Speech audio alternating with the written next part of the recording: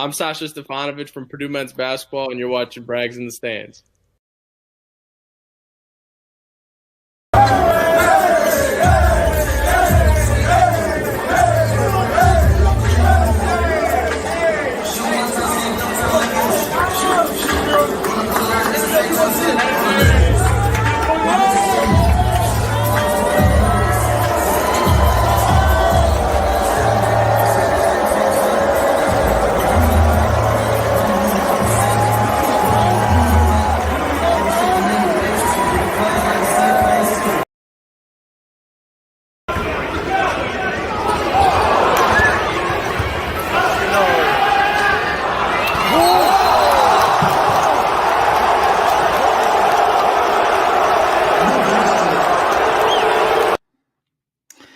What a dunk that was. What a night we're going to have. Let's talk some ball. Let's go.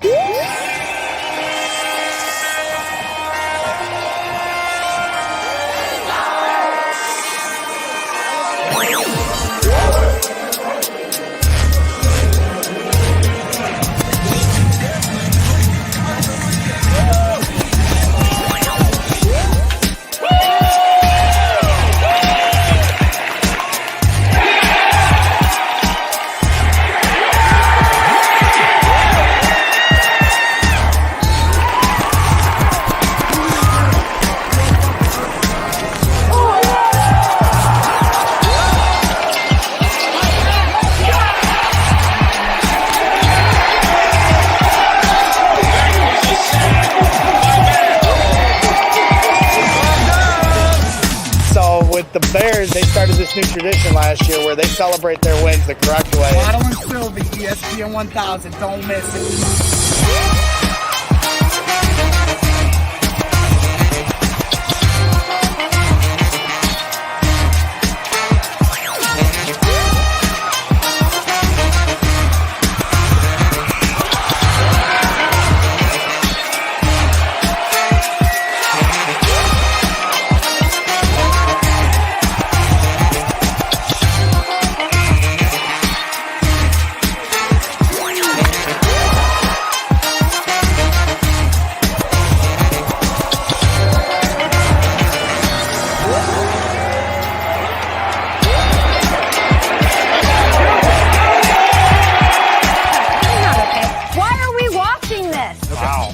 I know what you mean. It's like their own Philly. Okay. Okay, I think what it is. We shouldn't be showing this. Am I crazy?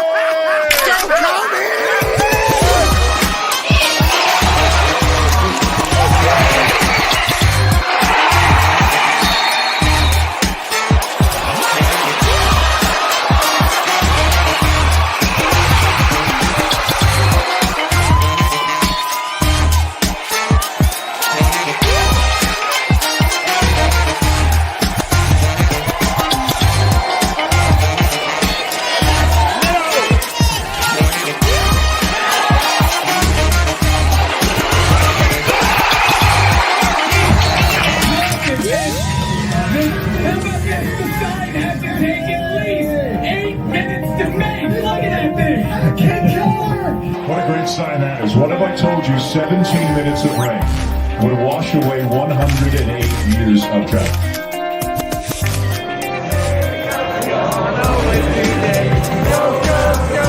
Do you see this team growing into the team that you were in 2005? Great practice, everybody.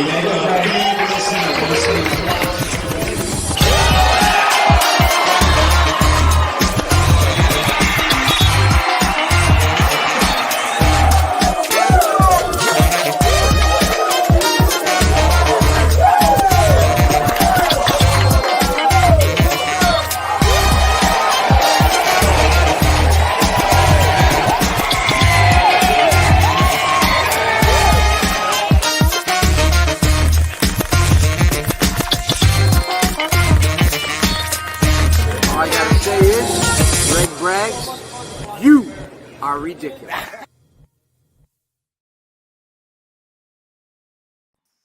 Here we are, ladies and gentlemen. Welcome back to Braggs in the Stands. I am your host, Gregory Braggs Jr., and alongside me, as always, for our Purdue basketball talk is my guy, Craig Bowers from Boiler Diehards Facebook group, which you should absolutely join as long as you're a true diehard of the Purdue Boilermakers, and you do get vetted, so you can't just come in and infiltrate if you are not. But we're going to get right into it, because our guy is waiting backstage, so I don't want to keep him waiting any longer than he has to. You know, everybody has to sit through that obnoxious intro, so we don't want to make him wait any longer. And here he is, my guy, Robbie Hummel from the region. Definitely region pride here on Braggs in the Stands, being that I graduated from Crown Point, and he's from my rival school of Valparaiso High School. Welcome to Braggs in the Stands once and for all, Robbie. How you doing tonight?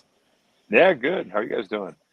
We're doing great. We're doing I can't speak for Craig, but, you know, after 8 games in 21 days and 7 wins from the Boilers and fighting their way back up top to the Big Ten standings, we certainly feel a lot better about our circumstances. Granted, we've got 4 very tough games. I say we as Boiler fans here, 4 very tough games here on the docket, and that's absolutely why we wanted to bring you on tonight. I mean, you're basically the Where's Waldo. You know, where in the world is Robbie Hummel, you know, because you're all over the map from, you know, Big Ten coverage. You're doing a Gonzaga game last night. You're literally in an airport right now.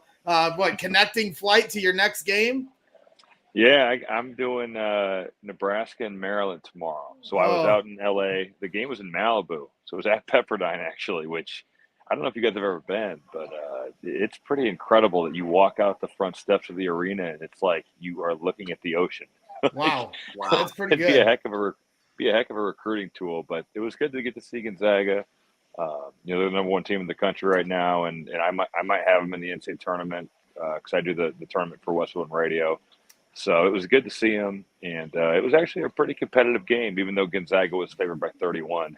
Yeah, I could go all day about the WCC. I mean, I have a lot of respect for Gonzaga, but obviously as a Purdue fan that wants to fight for one of those 1 seeds in the tournament, you know, it does frustrate me watching the battles that the Big Ten goes through every single night, every single game. And, you know, I'm not trying to disrespect what Gonzaga is doing, but they do get to kind of coast if you compare it to what the other teams in college are doing night in and night out. But like I said, that's a conversation for another night. And I do have a lot of respect for Gonzaga's talent. But yeah, then you're going to Maryland, Nebraska tomorrow. You're covering Bulls games. I'm a huge Bulls fan as well. So you're all over. And the fact that you wanted to come on tonight and carve out some of your time really means a lot to us. You know, but I do have a surprise for you, Robbie. I got to bust out my guy, Bobby Riddell. Nice. I was texting Bob like 2 minutes ago. I know. I was keeping it a secret. You probably were like, "Oh, do you know this crazy asshole Greg?" You know, because he's been bugging. Bobby's getting the stalking treatment, and now Robbie, that I've got you in my sights, you're going to get some of the same. But I wanted to surprise. Me and Bobby wanted to surprise you. You know, former teammate. I was wondering why he wasn't texting me back. I was like, man, I'm trying to talk to Bob. He's and ghosting he set you. me up for the podcast. I'm trying to get my computer all set up, and exactly. So, Robbie, give us a dirty detail, because Bobby's been on our show quite a bit here in the last couple of years. Do you got any dirty details or side stories of his playing days or his coaching days back when you were with him?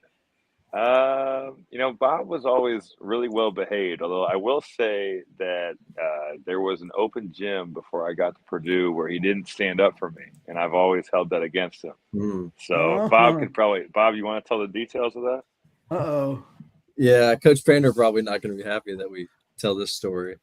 But it was early in Coach Paint's tenure, so he didn't have as big a grip on the program at that point. But, yeah, that was when Coach Paint had just started as the head coach, and obviously the program, you know, in that transition period from the end of Coach Katie's time to the beginning of Coach Painter's time, you know, was a little rough. Certainly the teams struggled during that period, and we had Robbie coming in, and I wasn't even actually technically on the team yet. I was trying to walk on that season. Don't let him soften this. And so I didn't really have any power whatsoever. Not that I even ever had much power even when I was on the team. But so, you know, I'm trying to like go to these open gyms, meet the guys because I'm hoping to try out for the team later. And so I'm watching these recruits coming in and playing these open gyms as they have before the football game that day.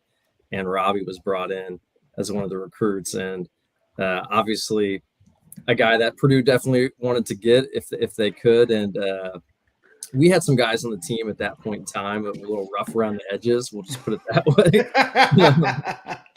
Robbie was able to meet some of those guys later on. And so the games are going, and those games get competitive, certainly with the recruits at times, because obviously the recruits are trying to impress. And then I will say too, before Bob keeps going, Jawan Johnson and I were playing together, and we were actually like winning some games with some of the guys on the team, which usually the recruits aren't really doing that. So we were having some success. But keep going, Bob.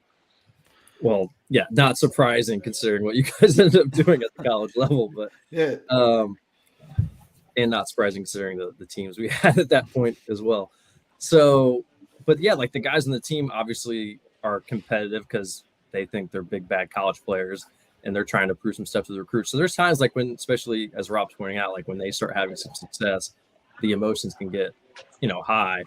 And Rob gets this breakaway and he's going in, and you would think a player, even if he's competitive, is going to like, okay, let's let this recruit like jam this one or like lay it in easily because we don't want to like hurt this guy for Christ's sake. And no, not our guys. They were not going to allow any easy buckets. And so was it Gordon Watt or Nate Manoy? Nate Manoy tackled me into the bleachers up in the volleyball gym.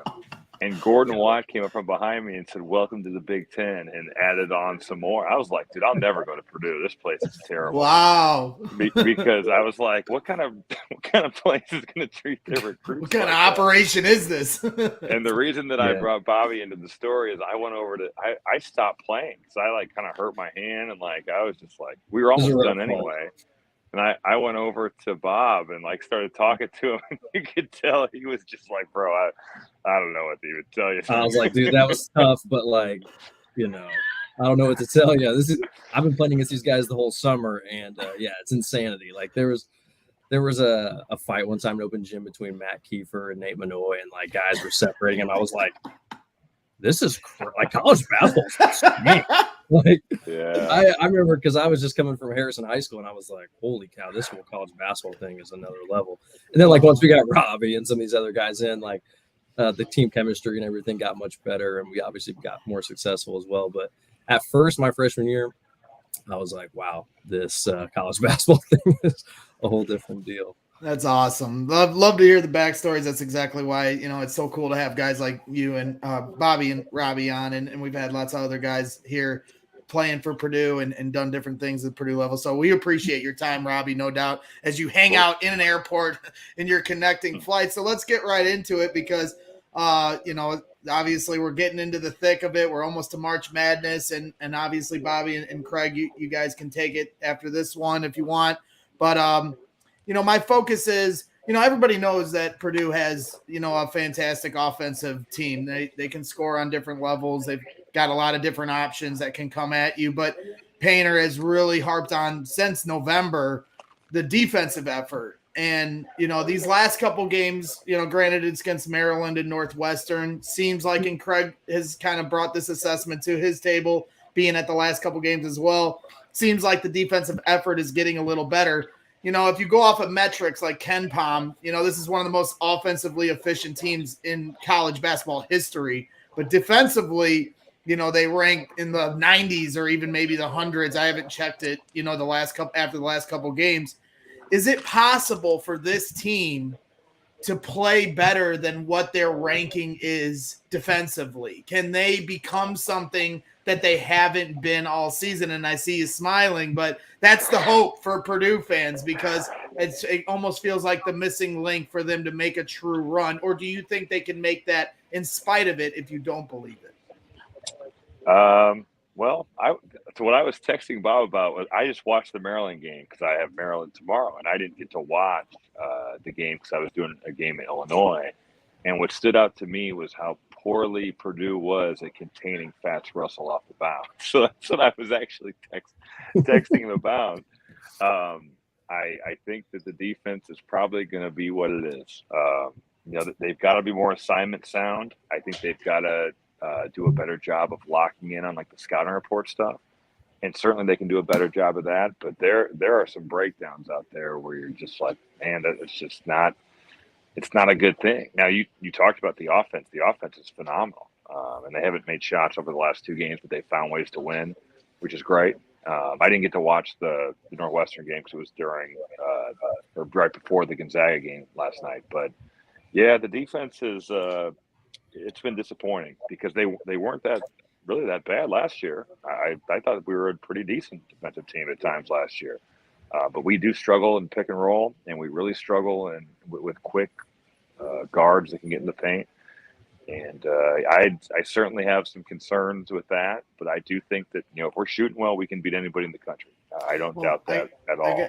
I got to say, before I kick it to Craig, I do like that even though you're a Big Ten analyst now, so you cover all the teams, you still use the term "we" for your Purdue boy. It's a Purdue podcast. So hey, I love it. I love it. So rightfully so, you've earned that. So Craig, go ahead and fire away.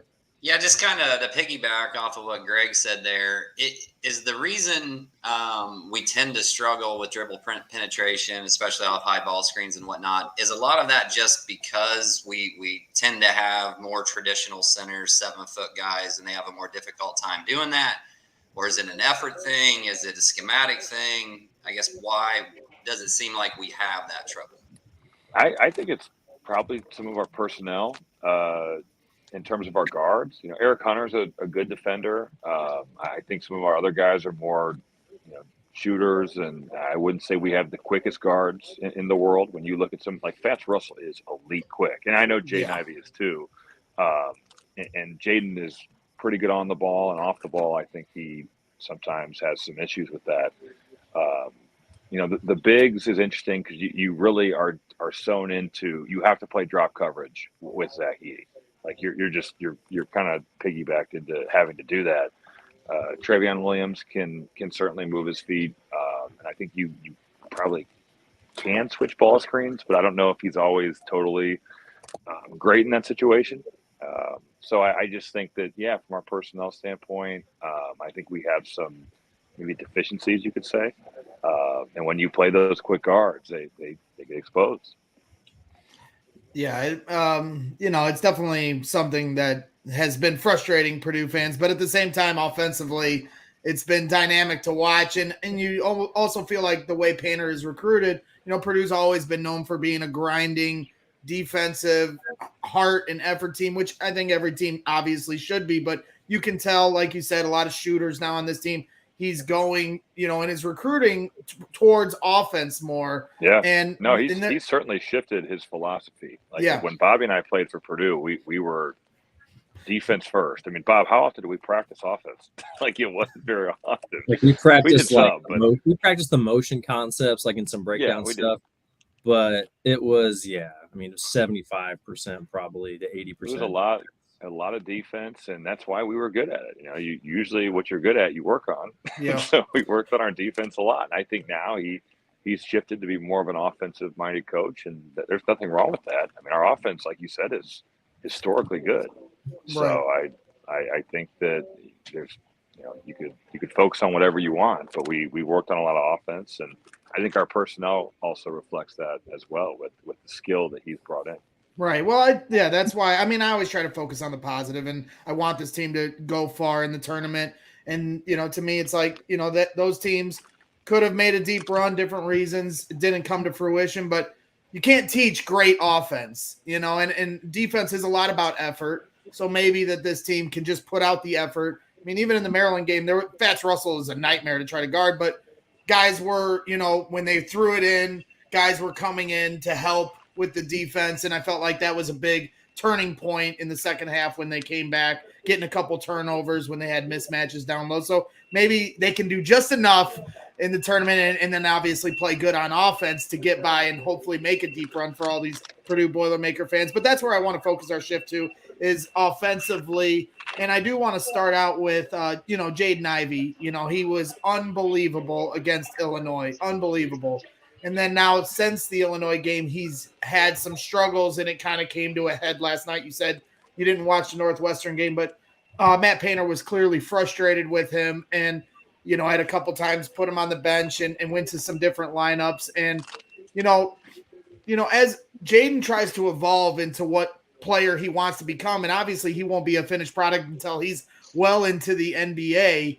How can he just buy into taking what the defense gives him, like Matt Painter is constantly preaching in his post-game pressers or on his show, and understand that even if he can't make the dynamic dunk or amazing, up and under play in the paint, that an easy pass because they're collapsing on him, will make him look just as good as any play he makes himself. It seemed like for 2 weeks prior to the Illinois game, he was peaking, and then the Illinois, he hit its absolute peak. And now, with any kid, and that's why I think, a lot of people that are really critical of Jaden forget that this is a young kid that's maturing on his own time. How does he get to that level before the tournament and truly understand that just take what the defense gives you, and if you do that, you're going to look like a star no matter what the result is? Yeah, no, I think that it's amazing how guys can kind of click for them. And Coach Payne always talks about Etwan Moore, who was such a scorer in high school and such a scorer at Purdue, and now you watch him play in the NBA, and it's like he makes the right play like every time. He's really figured it out. And it's amazing how you could see like, hey, when I do that, my checkbook and my pocketbook, it's gonna keep going up. Right. So certainly that's something. But I think you're right with Jaden. He's 20 years old. He's still really learning. He's improved in like quantum leaps, I think, over last year. And I thought against Illinois, he made every right decision in pick and roll. I thought against Michigan in the first game, same thing. He totally shredded their 2-3 zone just with their ball screen action. I didn't get to watch the Northwestern game, so I missed out on what sounds like a tough performance for him. But I think it's just watching film.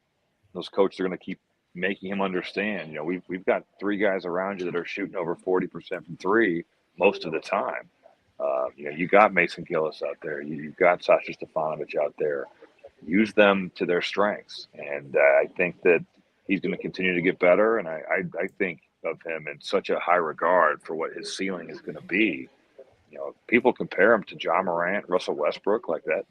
That's like the rarest of air, Right. I mean, there's not many guys that play in college that have his physical, natural abilities that he's been, blessed with. Coach Payne used to talk about guys and say, God touched him on the head. That's Jaden right there. Yeah. He has got some tools that just, I think every player would be envious of. So it's a work in progress. He's improved so much. I mean, this is a guy that's shooting over 40% from three, even with, I think, his struggles. I think he's still over 40 over the last couple of games. But, yeah, the sky's the limit for him, and I think he's only going to keep getting better. It's just about kind of fighting your way through this slump and continuing to make the right mature play every time. Yeah, it's got to be a lot of pressure, as you see here, hitting the game-winning shot against Ohio State. I mean, it's got to be a lot of pressure, right, Robbie, to have all these draft prognosticators saying you're going top 5. In a few months, he's going to be making millions. He's going to be the star of an NBA team, maybe even the hometown Pacers. And, that's a lot of pressure, and like, how does he how hard is that for him to balance, with having personal goals and team goals to make it far in the tournament, but also looking ahead to the draft? Is that something that can, hinder a player, of Ivy's stature? Yeah, no, it certainly is a lot of pressure. I'm not envious of him in that regard, where you look at every draft board's got him getting talked about as, and I think there was guys that were saying after the Illinois game that they'd slid him into the 2 slot, like that's the number 2 pick in the draft. There's not many guys that are even in the conversation for that. So you just have to keep trying to win. I think that's the biggest thing. When you're a really good player and you win games, it all seems to take care of itself. And I can't speak from experience because I was never going to be in the conversation to be in the top 2 taken in the NBA draft, or even the top 5, probably for that matter. But I just think that you've got to keep playing the right way. You've got to continue to listen to your coaches, and if you can find ways to win games, that's going to speak the loudest to everybody. It really will. And I know that guards can get kind of locked into thinking I have to score in order to get, I guess, the credit that I deserve. But I think that when he's in transition, he's spraying those balls out. That's as impressive to me as anything else he could do. It really is. Now, if he's open, score it. But I just think decision-making is what he needs to continue to do well. Absolutely. Bobby, what do you got for the superstar, Robbie Hummel?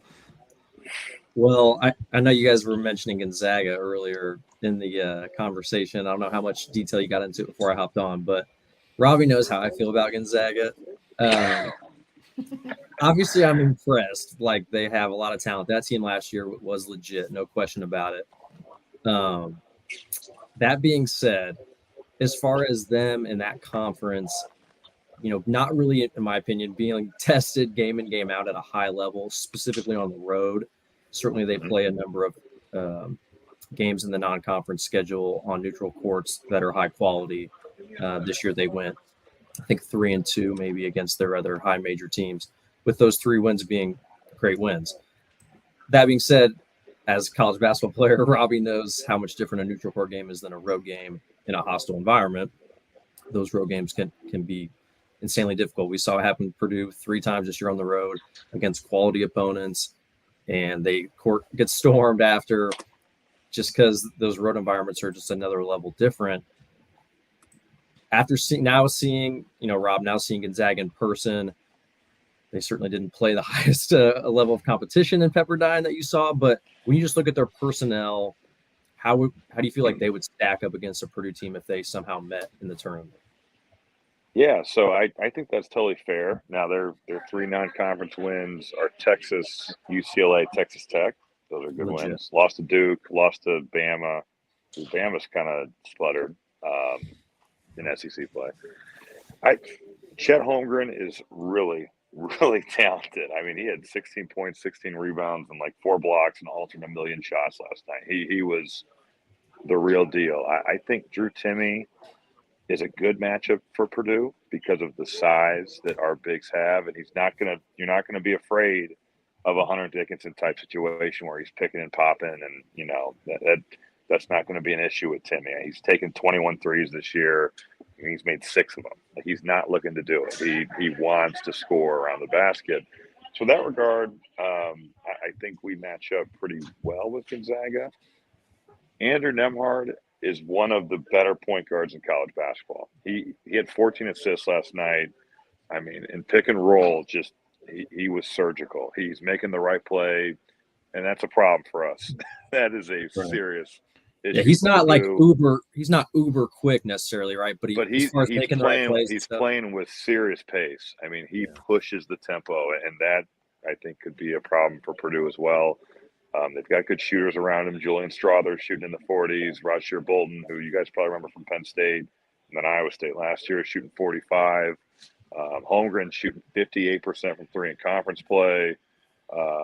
They're really good. They're one of the 3 or 4 best teams in the country. So, I think they're going to be a problem for everybody, much like Purdue is going to be a problem for everybody from a personnel standpoint. But I do think that, Timme is not going to probably be a guy that overly scares Purdue because of the bodies that they could throw at him. I would worry about Nembhard and pick and roll. And they're not an overly deep team. They play like 8 guys. They play Anton Watson off the bench, Hunter Salas, and Nolan Hickman. Now, those 2 freshman guards they play, I think, could start at like 300 schools. And they're coming off the bench and playing, 10 minutes sometimes not even that. Right. But I do think that I was impressed, and even though they didn't play great, it was certainly a trap game for them, which, Bobby, as you know, that's a part of college basketball where they're coming off a win against their big rival, St. Mary's, who's a tournament team. I know Bob thinks they don't play anybody, and we can turn this into a Gonzaga bashing show. I mean, but think about this though. Think about this, and I do agree. They are not seeing the meat grinder that the Big Ten or the Big 12 is putting on some of these schools right now. But if you're Gonzaga, why would you change? You've been to the Final Four, right? multiple The system times. is rigged. That's why I feel like the college basketball should give them a reason. You know, like in football, a team goes undefeated, but they didn't put anybody on their schedule. Well, they don't get in the Final Four. They don't get. But their metrics are still. They're number one in the net. They're number one in Ken Palm. That doesn't make much sense, and it doesn't make much sense to me. It really doesn't. You know, I do wonder about the strength of schedule. Like for them to be that high in the net, obviously they crush people, but their strength of schedule is like substantially worse than Purdue's, for instance. And Purdue doesn't even have one of the greatest necessarily. Like it must not obviously weigh strength of schedule as heavily as some of the other pieces of that metric. But the funny thing is about this conversation is that this is like a banner year for the West Coast Conference. Like right now, Lunardi's got four. He's got four teams in, which shows. Yeah, BYU, they gotta like San they have Francisco. some good teams. I wonder like how many pros are in their conference. Like we played St. Mary's, you know, when you were there, and they had Dellavedova and some guys, and maybe there are some pros in their team. Like I'm not gonna lie, I don't watch a lot of West Coast basketball. Obviously, the time it comes on, and they don't have a whole lot of top 25 teams. Granted, they do have St. Mary's as well right now, but you know, like Purdue goes on the road. We have to play Hunter Dickinson. Like the dude's a pro. Like he's a major player. Like, is there anyone in the WCC outside of teams on Gonzaga that have anyone as good as Hunter Dickinson? Would be my question. I would say that I know of. I mean, St. Mary's has some good players. I can't say I've watched a ton of West Coast games either. Right. So I probably am not the most qualified to answer that, but yeah, probably not. Probably not on a game-to-game basis. Well, that's kind of my point, and we'll let Craig take it back to Purdue because I know he's itching and scratching to get it back to Purdue talk. But, you know, it's not just the singular teams they play each game and beating them the way they should. It's the game-to-game grind. You see how fatigued Purdue is. You're going to lose games to teams you shouldn't because of that grind. And I don't think it does Gonzaga many favors either. Yes, they got to the national championship last year, but they have never won one. And I do feel like a big part of that is because you need to be battle-tested somewhat. Now, someone could go the other way and say Baylor was loaded last year. I know. Gonzaga was the second best team in the country, and I don't no think question. it was close.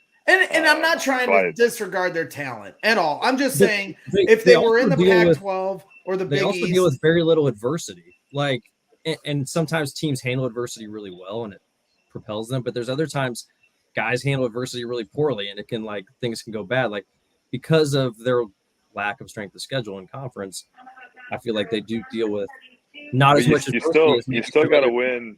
You still got to win when it matters, dude. And they found. I will say this: they have found the formula that gets them to a point to be a high seed in the NCAA tournament, and they win from there. But they don't see the night-to-night deal that you're going to see in the Big 12 and the Big 10. There's no question about that. All right, we'll get this train over. Now we'll get this train back on the tracks. The Boilermaker train back on the tracks. Craig, take it away. Get us straightened out here. Yeah, I thought I was on a WCC for a second. I was confused. Blame Bobby. What I was, but that was the rabbit hole I went down. Robbie, if I'm a random Purdue fan and I walk up to you and I say, make the argument for me as to why this Purdue team could go further than any team has in the last 40 years, what's your argument going to be from that basis? Probably we've got an elite offense and we are clicking on all cylinders. You know, that would probably have to be what it is, I think, where it's just one of those deals where we've gotten hot and we're a team that can do that over a 6-game, I think, mini season that you call the NCAA tournament. I would probably say that's why, because this team can be explosive offensively and it's more than capable. Yeah, I mean, they have everything at each level. Zach, and I think obviously their bedrock is Zach Edey and Travion Williams, and Travion was on full display last night. If you haven't gotten to see it, did you see the Travion Williams dunk from last night? It was terrible. Yeah, terrible call. Here's the slow-mo. If you're not blocking out, there's no way you can call over the back of that. Pete Nance is not blocking out. So yeah, the reactions were pretty priceless from Mason Gillis and Eric Hunter in the bench. And man, a guy 7 foot, that big a body to get up that high was certainly in person. but then you also have Zach Edey, and they rotate minutes, it's interesting to watch, them kind of aggregate their numbers together. How big of a, we talk about, maybe them having some problems on switches on defense, but how big of a problem do they pose in the tournament once they get out of Big Ten play where it feels like everybody knows exactly what play you're going to run? How big of a threat do they pose just from foul trouble for the other team and just what they do specifically with their talents? Yeah, I think Purdue on a short scout would be a nightmare because they run so many plays, and also they bring size that just not many teams in the country can match. In the Big Ten, it's different. I think you look at like a guy like Caduce Wahab at Maryland, he's got to be like, man, I could have went anywhere, and I ended up coming to the conference where there's all these monsters that I got to see. And he's had his struggles at Maryland. But, yeah, I do think that when we get to the NCAA tournament, it will be a little bit of a different story for Purdue because there's not a whole lot of teams that can match the size and the ability to score in the post that Purdue is going to bring.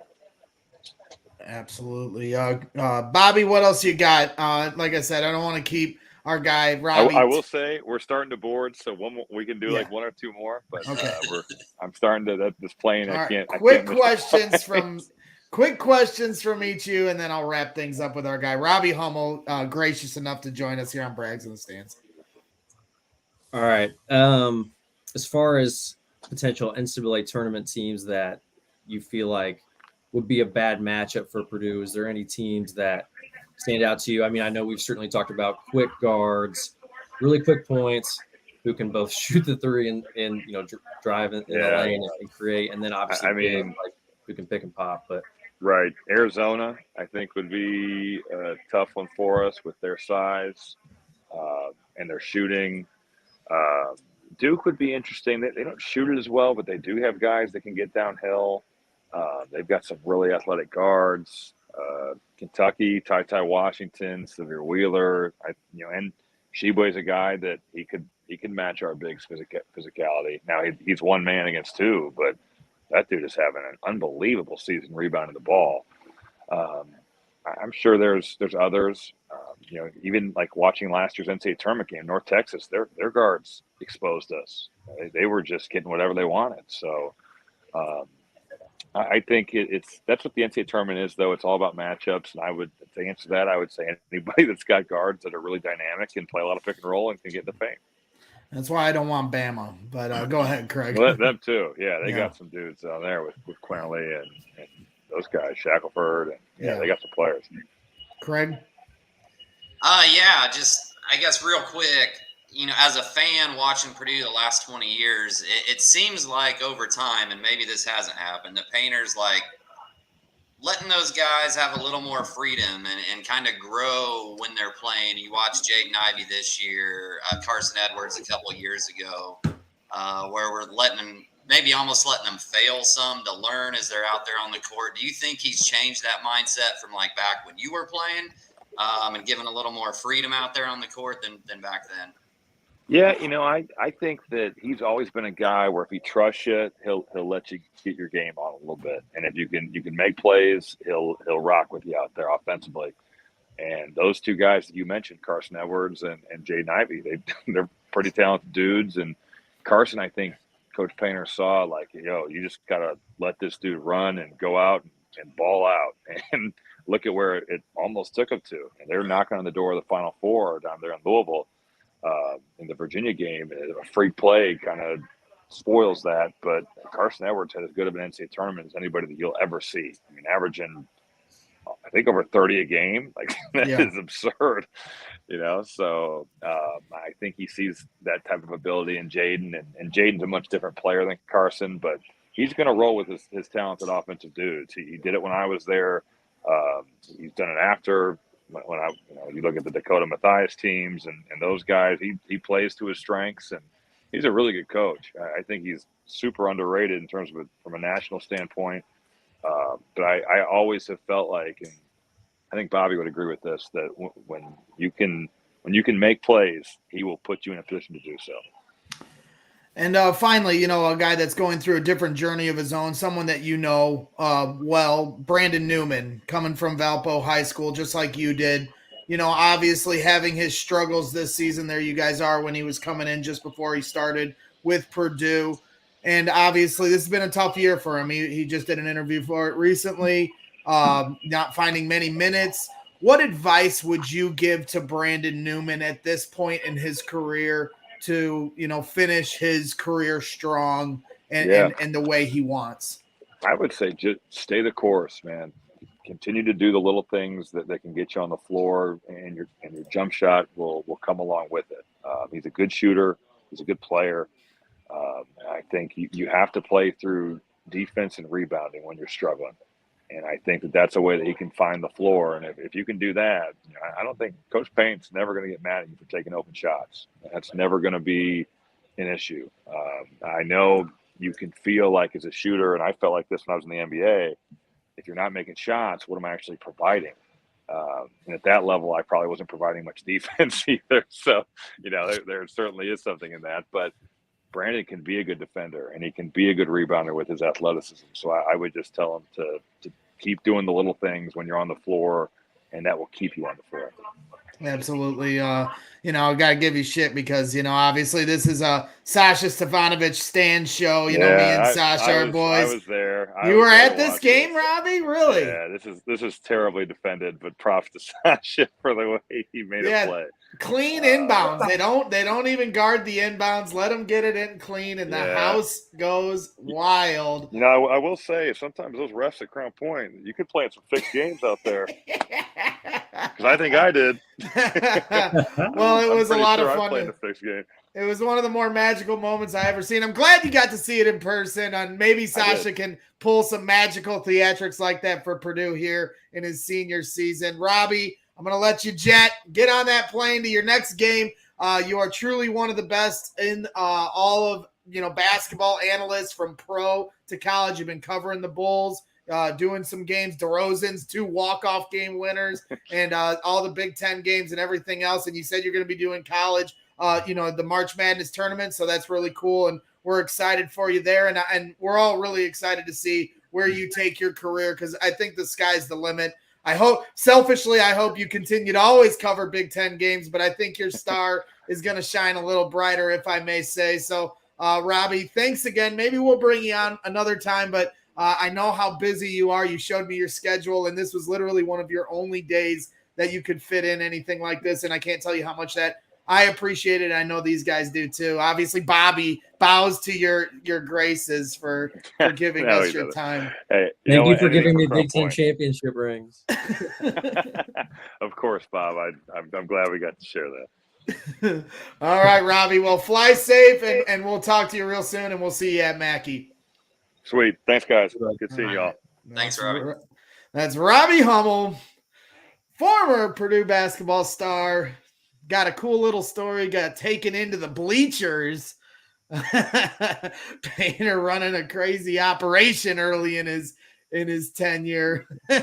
Luckily, Robbie didn't take it to heart and stayed at Purdue and made himself quite a few bucks in the NBA and had a nice little legacy at Purdue. Because it's cool for me, as a transitioning Purdue fan. And I wanted to talk about this, but obviously we were short on time. But, the region connections are very cool. I mean, Etuan Moore, Robbie Hummel, 2 of the greatest players to ever come out of the region. Glenn Robinson, obviously, probably the greatest player to ever come out of the region. Now you guys got Sasha Stefanovic and Brandon Newman on Purdue. And for me personally, coming over to the right side here these last 5 years with Sasha, and it all kind of was, started, with the high school stuff. You see the highlight that we always play on here, and there was a lot of Big Ten talent on the floor. Brandon was actually on the bench for this game. I think he was a sophomore or freshman. The guard that's on Sasha right here went to Maryland. I always forget his name. But it's been a lot of fun for me personally to watch Sasha climb through the Big Ten, and then to become a Purdue fan and see all these region ties.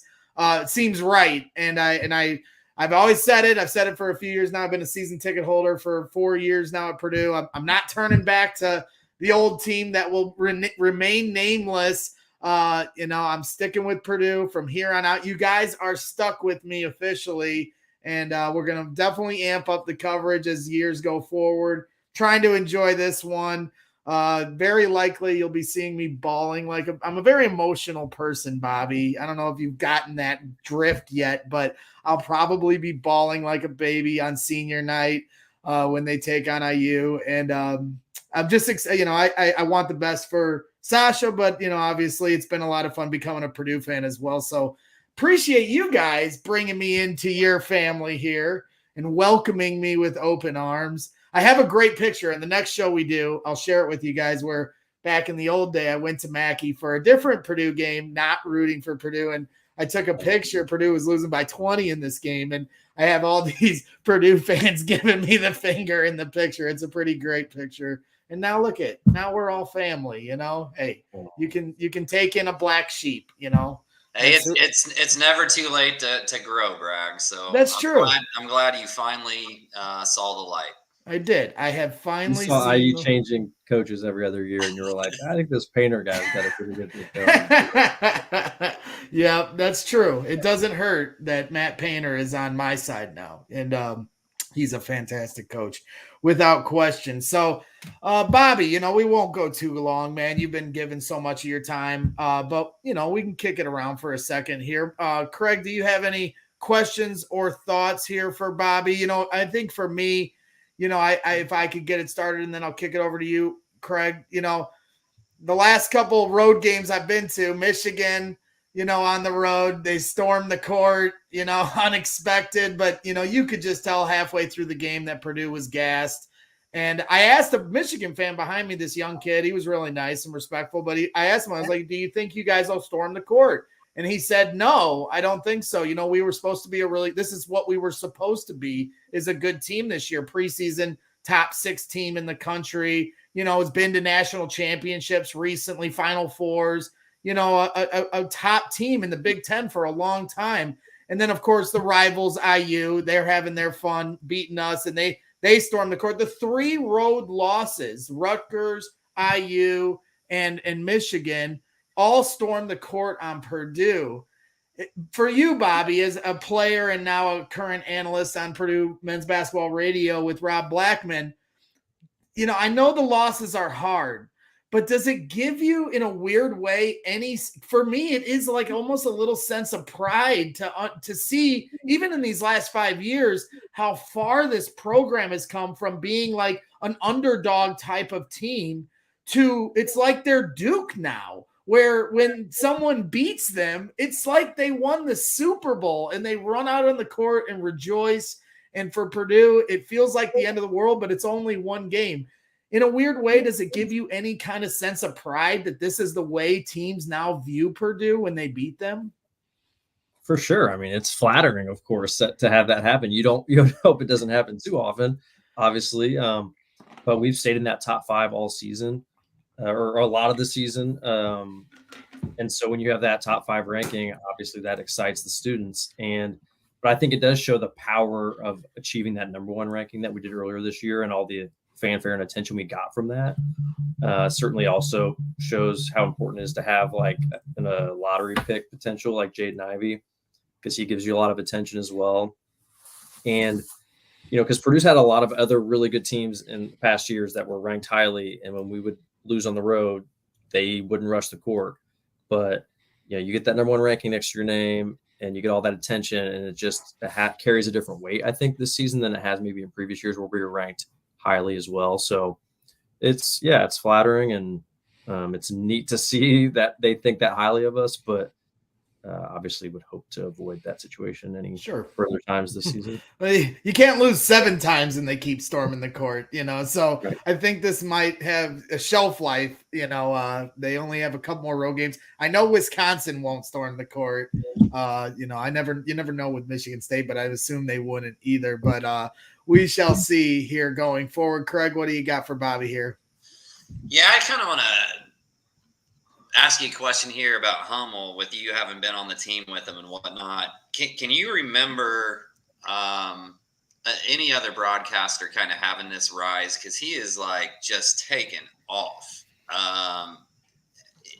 broadcasting games, whether it's college or whether it's NBA and whatnot. And like, is there anything that guy doesn't do well? It just seems like he just boom. Okay, I'm going to be a broadcaster now, and I'm going to be really, really good at it.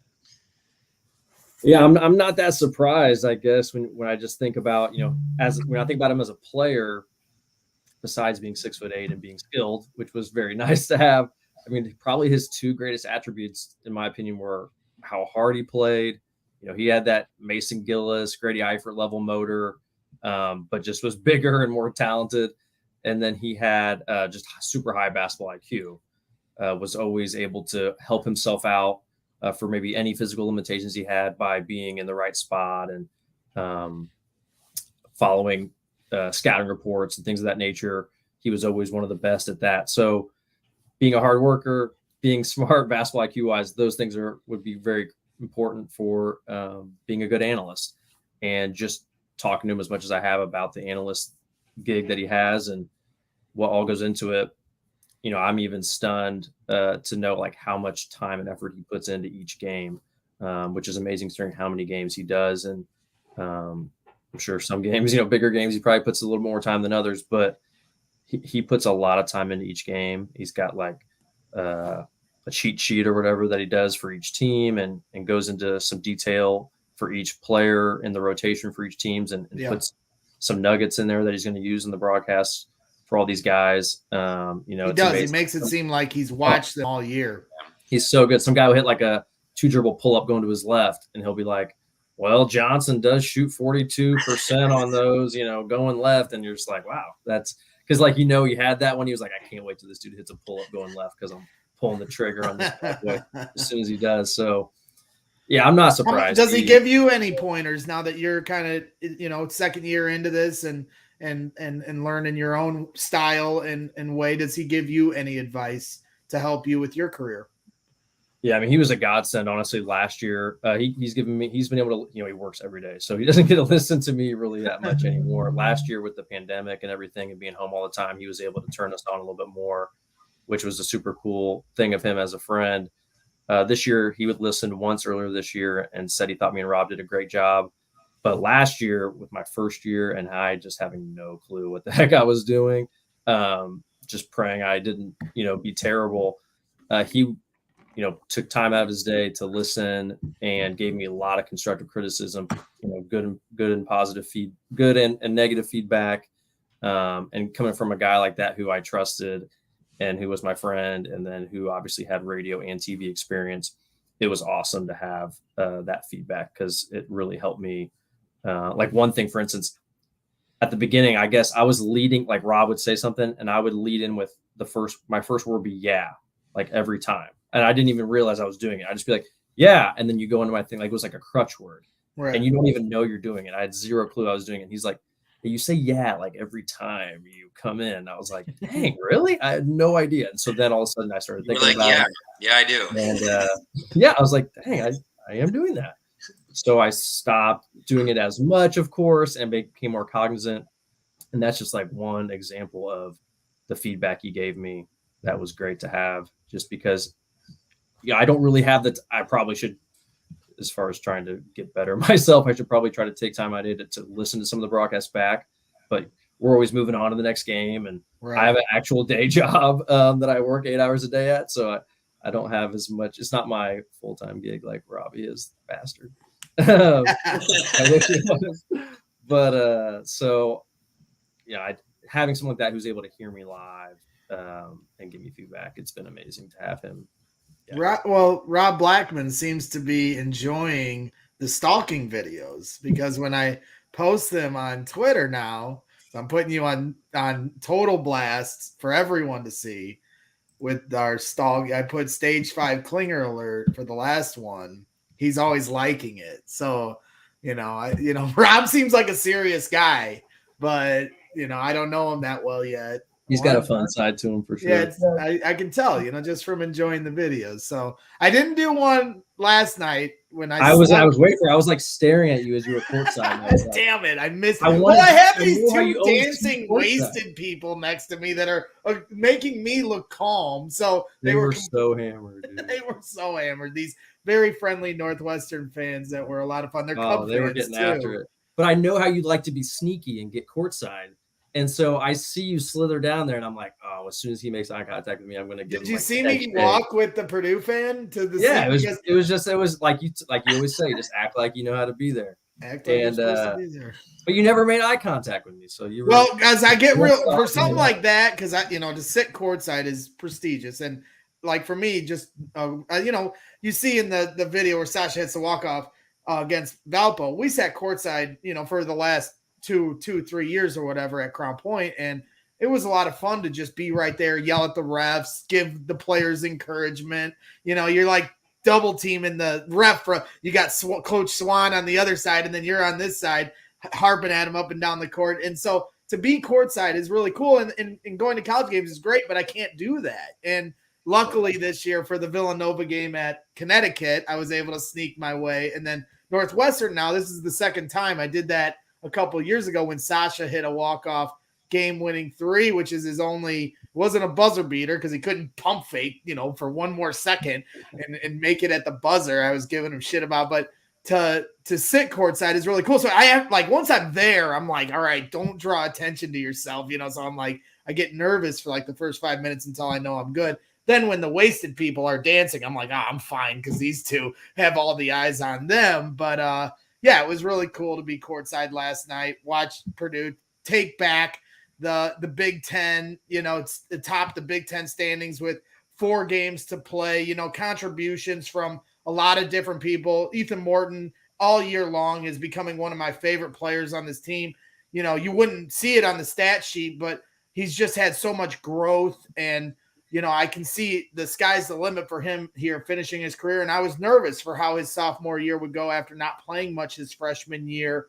Now that they're back atop the Big Ten standings, I guess my question is, when it comes to the fan base, you're a Cubs fan, and I'm a Cub fan, and I think something that I noticed with Cub fans was when they finally won it was like a totally different feeling that year. And there's been a lot of negativity. Craig can speak to this, running a Facebook page with 10,000 crazy Boiler diehards, and they live up to that name with only 7,700, not 10,000. He'll be there in no time. Yeah. Well, and he vets who comes on, so it's not just like a free for all who can join. So, these are true diehards, and Twitter is just a mess sometimes when they lose. The comment section can be really nasty, and you see just a lot of default negative Boiler fans. They're almost trying to, I call it hedging, like with Bears fans. You've been through the pain and misery so much. Is there anything because I'm obviously this is Brags in the stands. This is about being a fan in the stands, and I'm always harping on how they cheer, when they cheer during a free throw. I want the fans to be louder at Mackey, Ohio State, or the last game, Maryland. Everybody's sitting on their hands for the first half, and I'm get up. Travion's got to tell everybody get up. And I thought when Purdue made their run against Maryland, a lot of it had to do with the fans finally getting into it, like loud and raucous and making it uncomfortable for Maryland. This is a top 5 team in the country all year. How many times do Purdue fans get to say that? Is there something to my theory that if you're in the stadium, there should be a positive aura about you, or else you're not helping the cause? Or is that you played? So is that a theory that's valid, that the negative, because when I watched Cody Parkey double doink it live in person, everybody in the stadium was like, this guy is going to fucking miss. And he did. And yeah, Cody sucks, but the vibe before he kicked it, you could cut the tension with a knife. It wasn't like, we're going to do this, and when the Cubs finally won it, the most surreal feeling I had was Game 6 of the NLCS against Clayton Kershaw. You couldn't tell one Cub fan in that whole stadium that we were going to lose that game. Game 5 of the World Series, I had the honor to go to a World Series. We're down 3-1. You couldn't tell one Cub fan in that stadium we were going to lose that game. They took it to Cleveland. Nobody thought we were going to lose. Is there a bit of a mentality switch, even though they don't have the resume and the banners that IU always talks about? And they got to get their positive mindset flowing and that mojo flowing for Purdue to to help what everybody wants as a Boilermaker fan. Or am I crazy?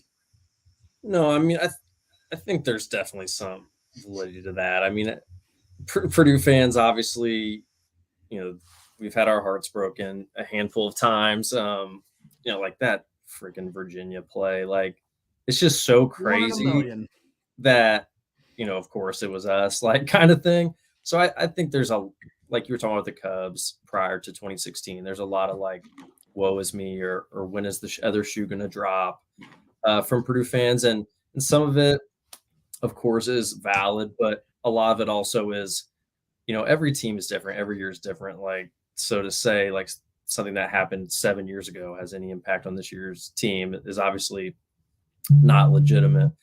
I mean, we see the NCAA tournament every year. It's just so crazy. It's so the fact that our program gets judged on how good or bad it is essentially based on if you're able to win X number of games in the tournament compared to what you do over the course of a whole season, year in and year out, is pretty insane. But that's obviously the landscape we're in.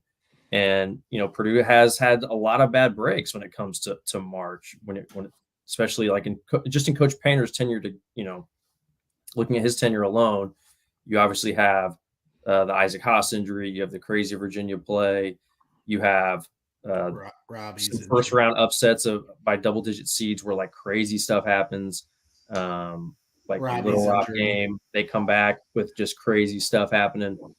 Obviously the Hummel injuries, both of those years.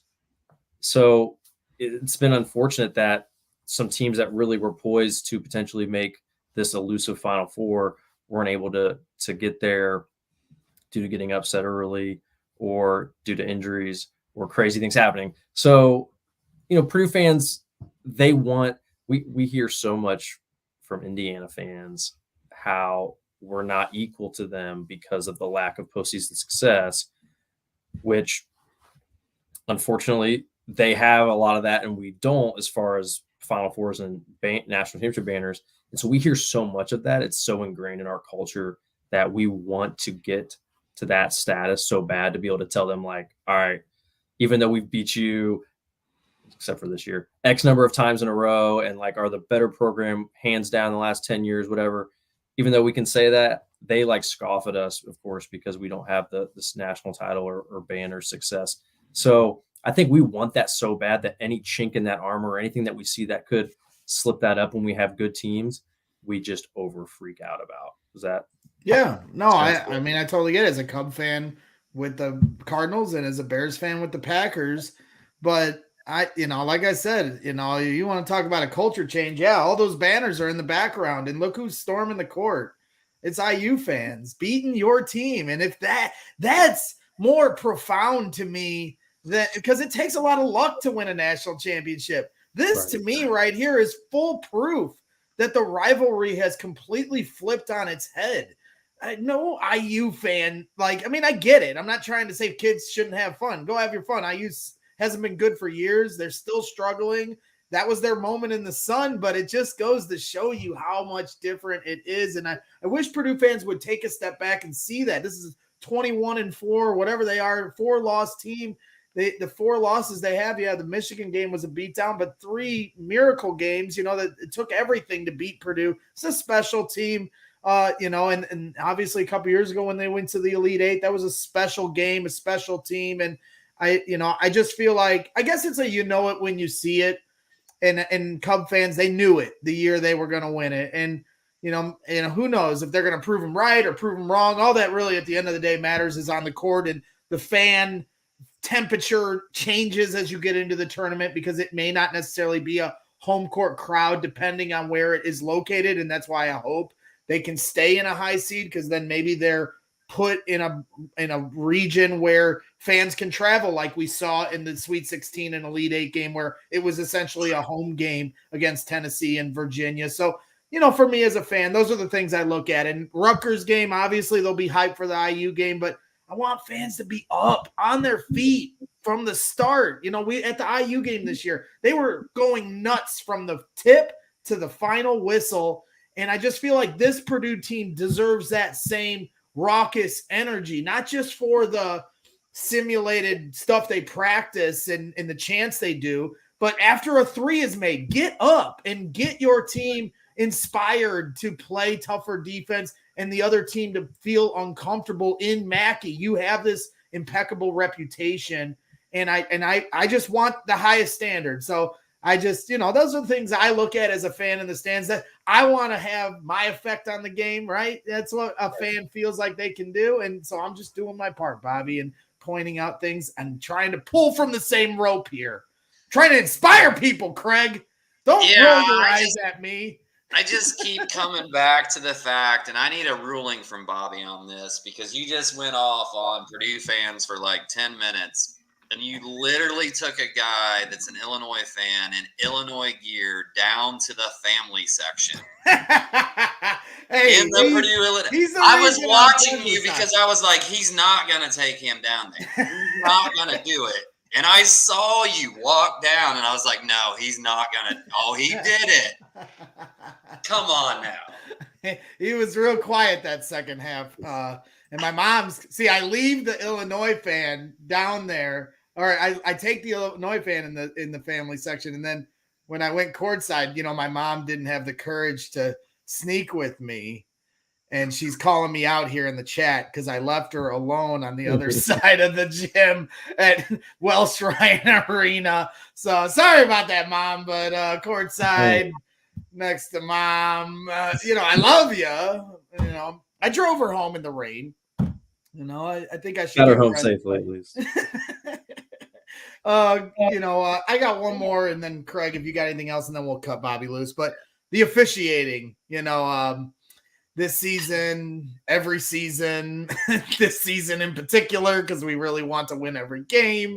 The Maryland game, we finally get the whistle to be swallowed on the final play. I think there's a lot of discussion about the inbounds that Purdue lost. From the things I've heard and saw, I do think it was on my guy Sasha and Painter. They should have seen that the clock had changed. They didn't. A lot of things were happening fast. Maybe they weren't told perfectly clear. But if you watch the replay, the ref points down right in front of Sasha. That's to tell him he cannot move. So I don't want to talk about that because I think that was fair. But I just think overall, the Edey block against Illinois, atrocious call. The Travion dunk last night against Northwestern, atrocious. Maybe the worst call I've ever seen. I've never seen a call that bad last night. And what do you make of the refs in the Big Ten? Do you think that fans overdo it with their thoughts? As far as their deficiencies, it's a tough job to do. I harp on them. I always try to keep it respectful. What's that?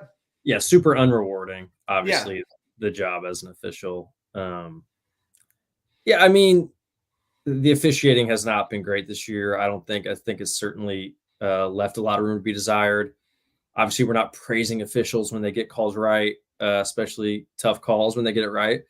But I think all fans want from officials is not to miss the blatant call. Like, don't miss the egregious call. Don't miss the blatant call. If you miss a 50-50 call, a 60-40 call, a 70-30 call, even one of those ones, like most fans for the most part can be forgiving just because a lot of those calls will then end up going both ways. But it's a play like this one, obviously like that one with Zach. It's those type of plays that fans, go crazy about. And those are the ones that stand out and make it look worse than maybe it is at times. So that's the ones you just wish officials would really, I think sometimes there's a lot of anticipate, like the speed of the game, like all that stuff. Like these guys are human, but like, I think sometimes they get sped up and start to anticipate. And I think sometimes they can certainly let the ebbs and flows of a game going. Like Purdue builds a 14-point lead on the road. I think there's just that natural human nature to be like, okay, next thing that's close, we got to give to Northwestern because they're at home and they're starting to let this game get away from them. Right. Like when that should not, obviously, in theory, be creeping into their minds at all. They should just be calling it as they see it. The at Illinois game was an example of that. I mean, Kofi, he had 4 fouls, But at one point at like the 9-minute mark, he gets his 5th foul. They don't call it. He makes it all the way to overtime. And Zach Edey's mom was like, the Illinois fan I was sitting with, he's like, he could punch Zach Edey in the face and he's not getting a call here. Right. And it does. It's like they want to balance it out. Yeah, Purdue was at the line a lot. Ivy got a lot of free throws that day. But a foul is a foul is a foul. So, that how weird is that they do it at every level, pro, high school, calling college. random touch foul, like, okay, Purdue's got 3 calls in a row. They're on the road. Now they're up 8. And then just like to call some like quick little touch foul or some moving screen when it has no advantage being gained. Some guy like Sasha just coming out to catch a ball on the wing, and Zach Edey's like, for all intents and purposes, set, but maybe like moves the slightest bit at the end, and Sasha just simply catching the ball on the wing, then like hit him with the moving screen because now we're up 8. And it's like, okay, you're not calling that moving screen any other time in the game. There was no, like, I understand if a screen and you think it's moving and it leads to a layup, you're like, no, I thought he was moving. It led to advantage. I got to call that. But like some of that little nickel dimer stuff, like that's what fans just annoys fans about that sort of stuff. Like, don't miss obvious calls. Don't call ticky-tack stuff because you're trying to even the game out or like, I mean, that's what annoys fans. And it's kind of crazy because I think I saw a stat that Purdue has like 120 more free throws than their opponents this year. I mean, obviously they racked up quite a bit of those early in the season against some of their non-conference teams, but they have had some moments this year where they were in the bonus in one Big Ten game. I think it was against Nebraska, where they're in the bonus before the 16-minute timeout. And that's largely because of the bigs down low creating those fouls. But a lot of games, more times than not, it's Zach and Travion getting tough calls, and the other team is allowed to just jam them in the back and do whatever. They're always putting their elbow up in Edey's back as he's catching it. Obviously I always have my eye on Sasha. They're holding him at all times off the ball. People are like, well, why isn't Sasha going off every game? Well, some games the refs just let the other team hold him at all times and he can't get around a screen to save his life because they just let him get away with murder off ball. Obviously, that's my bias, but you saw, I think it was Isaac Haas put out a long thing on Twitter about, refs just don't know how to call bigs like Zach Edey. Kofi Coburn has gone through that too. Obviously, I'm biased in that because I think Kofi's got that chicken wing when he comes around sometimes that he gets away with too. But at the same time, I'm sure gets mauled just as much as Zach Edey does. What is it that refs can't seem to get a grasp? I mean, this is the Big Ten, the home of all the best bigs in college basketball. They can't get a grasp of how to properly call a unique big. Yeah, the bigs thing is really interesting. And I get why like officials struggle with it, because for most games, like there's just like this, for the most part, a guy's going to get a certain post position. He gets a certain depth because he's going against a guy a certain similar size. And there's kind of like that framework that officials watch and have. But when there's a guy like Zach Edey or Isaac Haas or Shaquille O'Neal or someone who's like that special big, they're supposed to be able to get deeper post position or they're supposed to have an advantage because of their sheer size. And I feel like officials are like just so thrown off by like, no, there's no way he would be able to like get that close or be able to score that easily. Or, oh, well, he missed a shot. He definitely didn't get fouled. He's so big. And it's like, I think that's what's so infuriating to Coach Painter is he's like, the reason I'm recruiting talented, huge human beings is because they shouldn't have the inherent advantage that of being that big and that tall. They shouldn't be allowed to just get shoved in the back. And obviously that the opposition has to shove them in the back as hard as they can, or they will get extreme deep post position. Well, that's the whole point of being a massive human being, is to have that advantage. And if you just negate that advantage by allowing the defender to shove them way harder than they would shove another guy who is the exact same size as them, is not fair. So it's obviously it should be against the rules, but because of their sheer size and because of how hard it is to move them, a guy can shove them as hard as he can, and they might not, fall out of the screen like a smaller guy would. And so it doesn't catch the attention's eye, the eye of the official. So that's why Coach Painter, literally harps on it game in, game out. And some officials will tend to start giving some of those whistles and some officials won't. We obviously get more of those out at Mackey than we do on the road, which is part of the deal. But yeah, it's the officiating the big guys thing, it's tough because I understand why officials, also it's kind of like holding in the NFL, right? You could be like, well, we just call it every play if we want, but there's a fine line between when do we teams stop take advantage of that in the NFL. I mean, as a Bears fan, obviously I'm biased, but the Packers for years with their DBs would just maul you in every play. And it was basically like, well, we dare you to call it every play because we know you won't because this is an offensive league. Obviously, that is why the Bears aren't better than the Packers. Wink, wink. Craig, you got anything else for Bobby before we put him to bed on his first night off in 21 days? Yeah, come on, man. Grinding. The most frustrating part for me about that officiating is when Big Ten teams go to the NCAA tournament, then it changes. Then we get officials from other leagues, and they've played 20 games where things are going to be called a certain way, and then they've got to completely readjust to how a game's being called. Because I do think I watch other leagues. I'm not just a Purdue fan. I'm a college basketball fan in general. And I watch other leagues, and I'm like, man, if we got that call every game, but also playing defense, it's like you got to readjust to that too, because I can't play as physical when these other guys are calling the game compared to a Big Ten official. Yeah, no question. It's certainly what's interesting about the tournament as far as all the different styles and the different officiating that they've seen throughout the season and how all that matches up.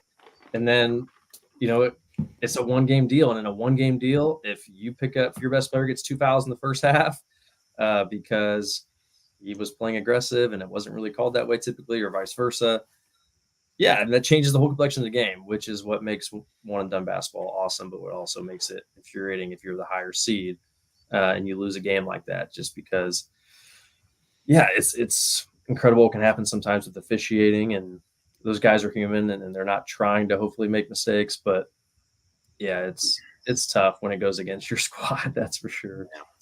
Hey, so we've, kind of the knock on the team maybe all season has been we're really good offensively.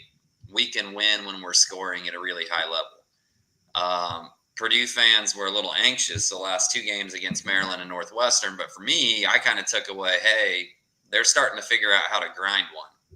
When that offense, when Jaden or Sasha or some of the other guys who normally are putting up a bunch of points aren't doing it, we're starting to figure out a way to maybe play a little bit better defense, grind some things out and do it. What do you think we can take away from those 2 wins that we didn't put up? Well, we put up 70, I guess. That didn't quite hit the limit, but we put up 70 one game and 62 the other game. What are some positives that we can take away from that?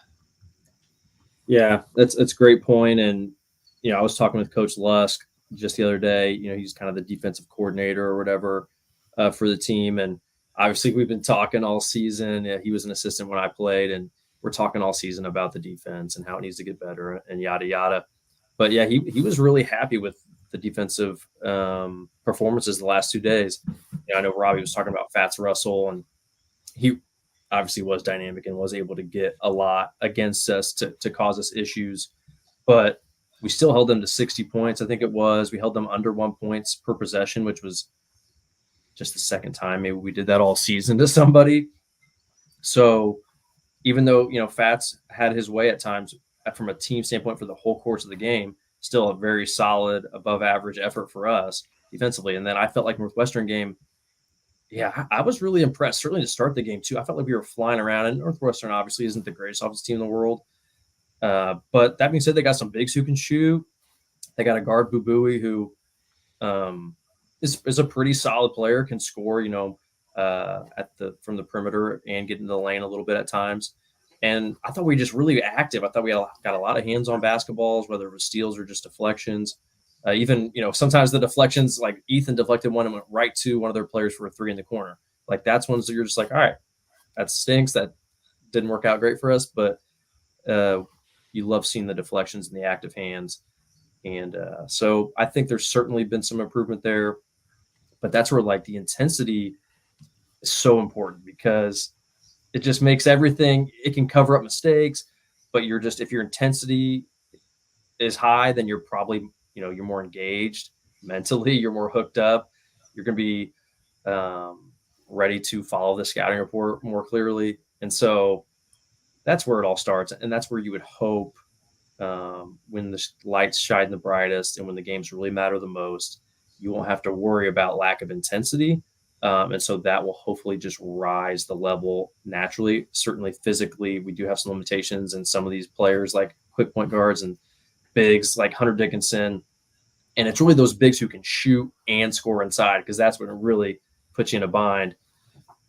Those guys are going to give us problems probably no matter what due to some of the physical limitations. But I do hope that, similar to the Indianapolis Colts that one year when with Peyton Manning, they won the Super Bowl, had a cruddy defense most of the season, but then Bob Sanders and Freeney and Mathis, some of those guys got really going in the playoffs that one year, and they were great defensively during that Super Bowl run. Maybe this team. Who'd they beat in that game? I'm getting ready to kick them off the fucking show. Honestly, you bring that up. You serious? I'm sorry, I forgot about who. I forgot when Devin Hester fucking ran it back on you, and we should have beat you guys. So lucky. Stop talking about the Colts beating the Bears. I'm sorry.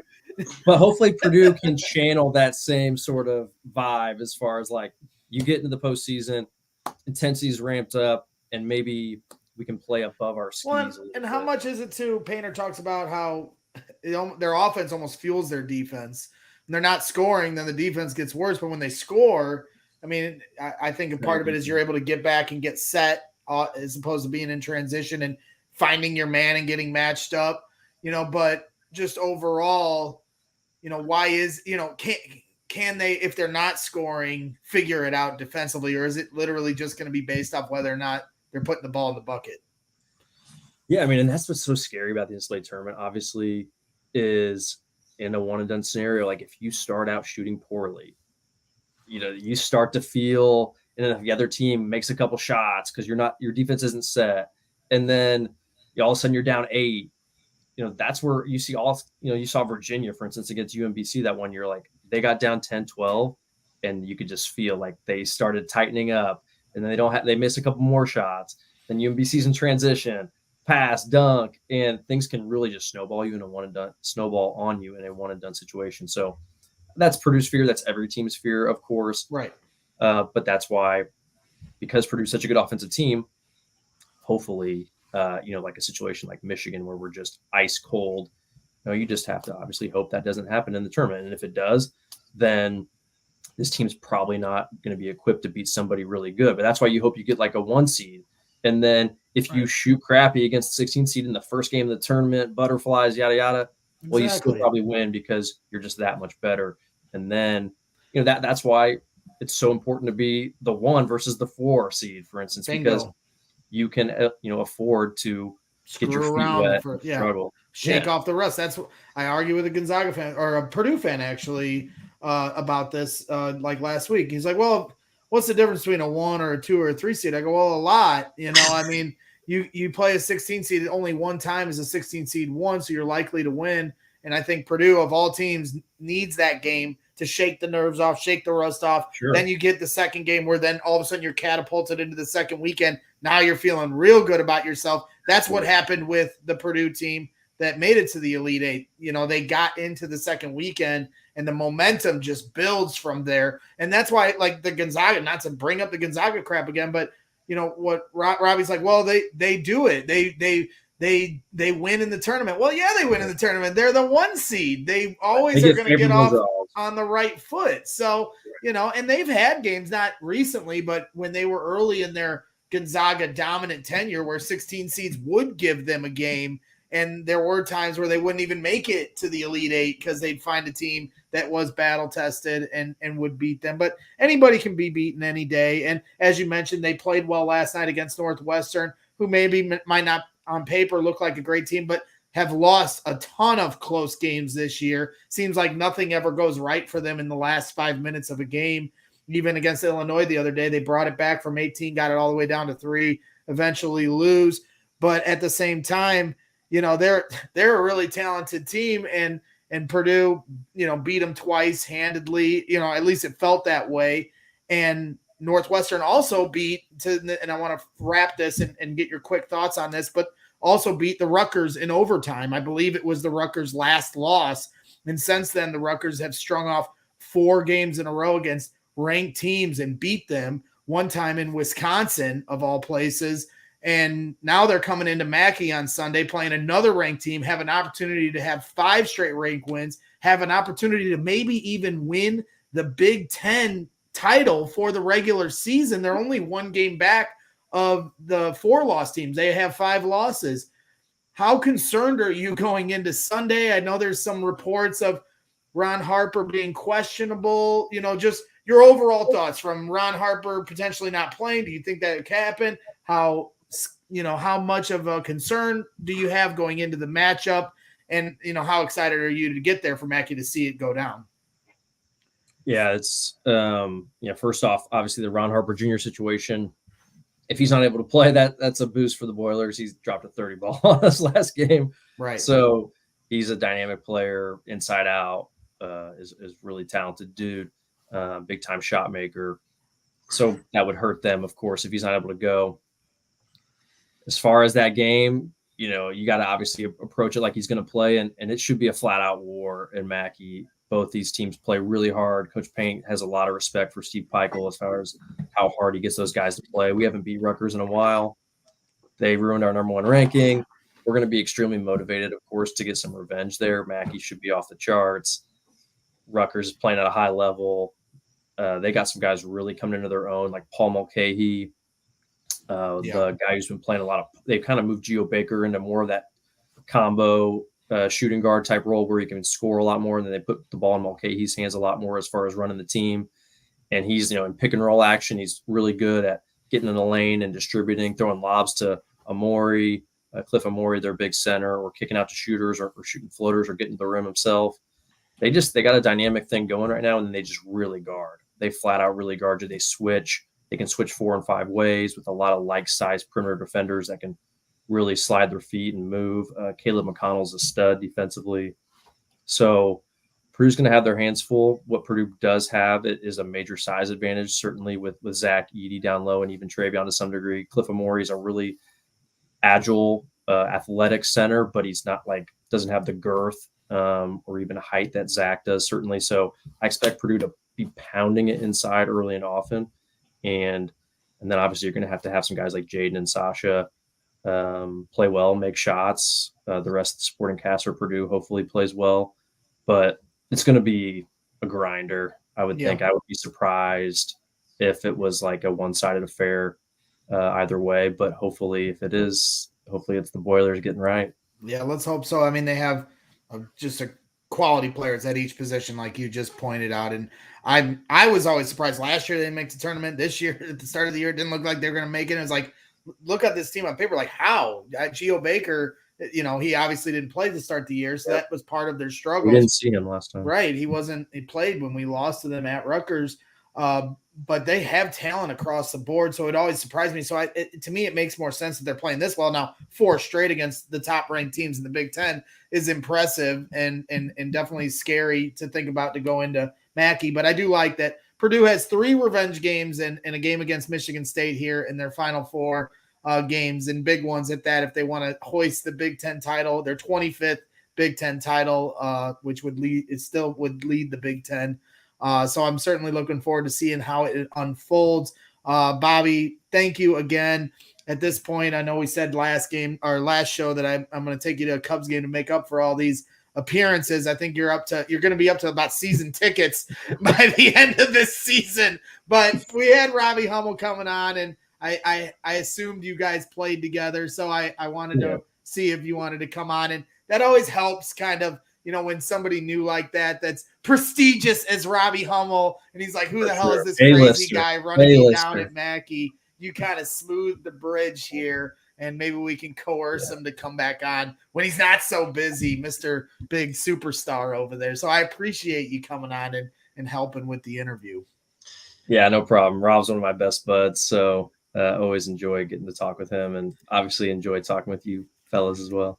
Yeah, Braggs kept that super secret that you were coming on. I didn't even know. And I was like, it's just Braggs and I got to put in some work. So I was like, research. Yeah, I apologize for stealing your. And then I see Bobby pop on, and I was like, why do all this work?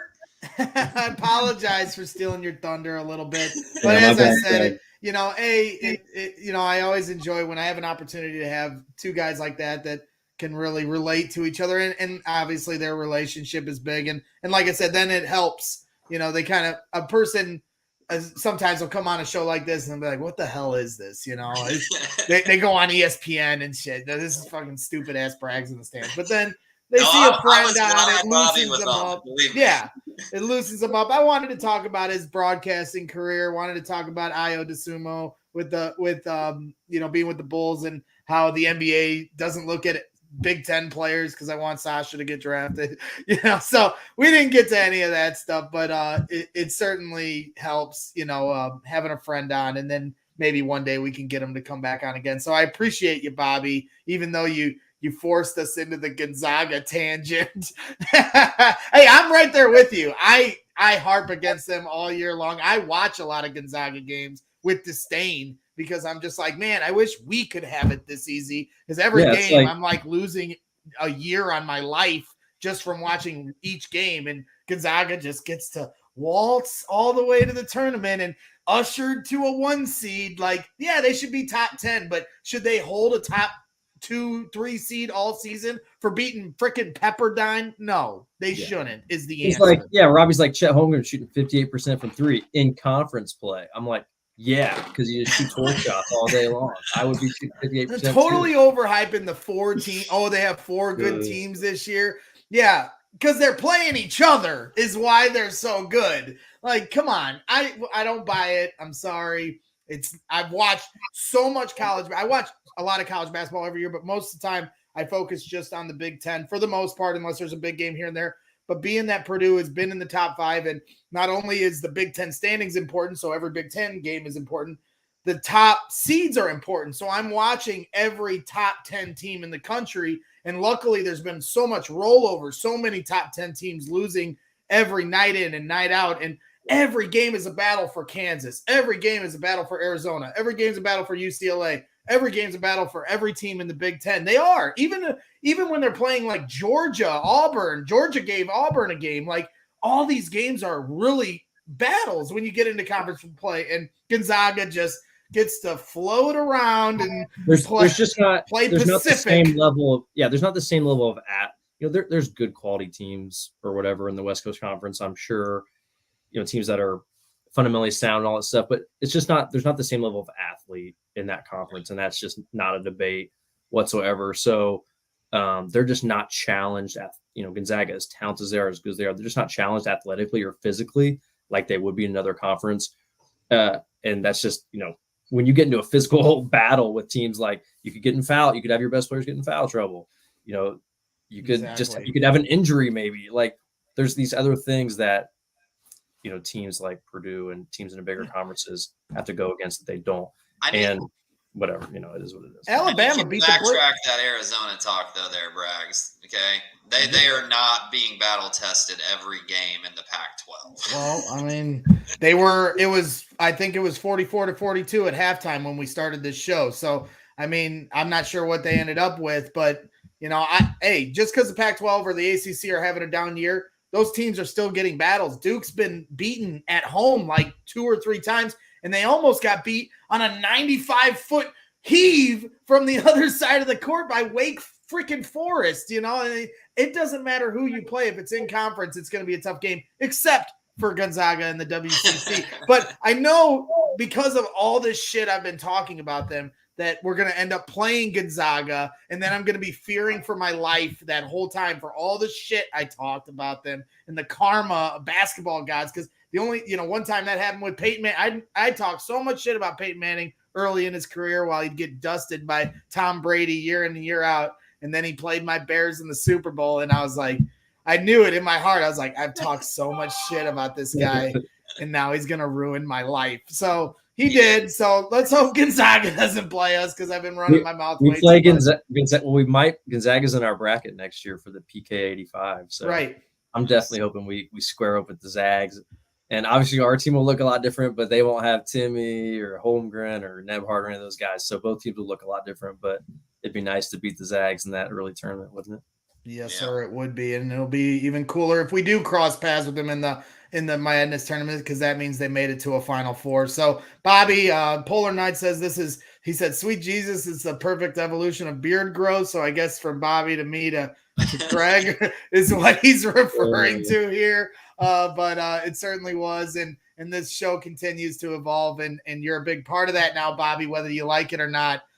So, like I said, I will make it up to you, I promise. But thank you again for coming on and surprising Robbie and giving your insight as always. Now go to bed. No problem. Thanks, fellas. Nice talking to you. Thank you, Bobby. Thank you. Bobby Riddell, once again, here on Brags in the Stands, former Purdue basketball guard and current Purdue basketball radio color analyst alongside Rob Blackman on, you'd have to help me with what their I don't know it either. radio. I'm always at What's the game, their radio? I don't know the radio station. God. Is it 96.5? Yeah, it is 96.5, but oh my God, I'll get it right next time. Now I look like an idiot, but that's nothing new here on Brags in the Stands. So. It's all right, man. It's all right.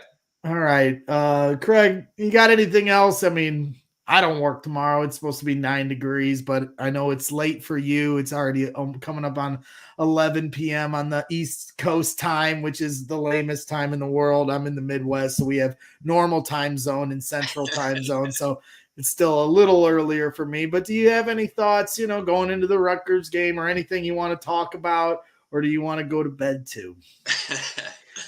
I just think this Rutgers game is going to be real interesting, and I know you've given Purdue fans some heck here a little bit, but let's remember we hit 118.5 decibels in a game the other night. I want to hit it every time down the court, Craig. And Assembly Hall does not do that. They do not hit that level. So the Purdue fans, I think there is the one thing about Purdue fans, and I think sometimes the reason that they're not as loud as you would like to hear all the time is because Purdue basketball fans, I will believe this till the day I die, are more intelligent about the game of basketball than the average college basketball fan. And I think some of it is you got to show me you're playing the game the right way, doing it the right way to get those loud cheers. And for whatever reason, that's been defensively driven. And I think that goes back to Gene Cady. The loudest I've ever heard it in Mackey has almost always been off of huge defensive plays, not offensive plays. So this team's a little bit weird in that way, right? Because we have this just uber efficient offense.